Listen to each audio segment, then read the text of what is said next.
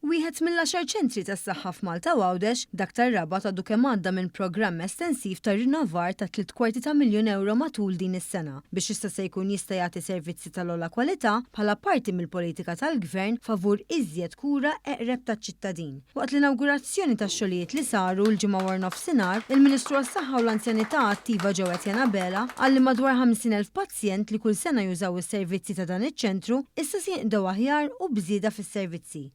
Fil-fatt ir-rinnovar ħoloq spazju għal servizzi ġodda bħal fiżjoterapija, oftalmoloġija, klinika ta' trabi u screening li se jsaħħu l-kura preventiva u jindirizzaw bżonnijiet dejjem jikbru tal-familji u tal-individwi ta' kull età.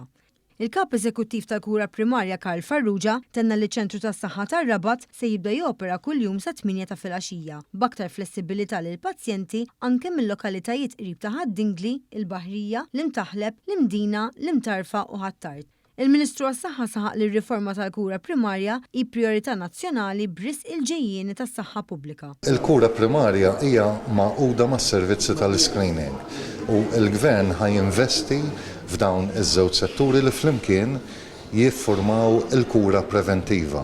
Aħna nixtiequ li qrib il-komunitajiet tagħna il-persuni ikunu jistgħu jieħdu ħsieb saħħithom ħalli nevitaw komplikazzjonijiet il-qudiem fil-ħajja tagħhom. Dawn huma importanti ħafna sabiex il-persuni ma jitilfux ħajjithom. U enfasizzaw wkoll li s-servizzi l-ġodda huma impenn importanti biex tinħoloq rabta aktar b'saħħitha bejn il-Gvern u l-Kunsilli, bilan li jkun hemm sinerġija diretta u kollaborazzjoni kontinwa.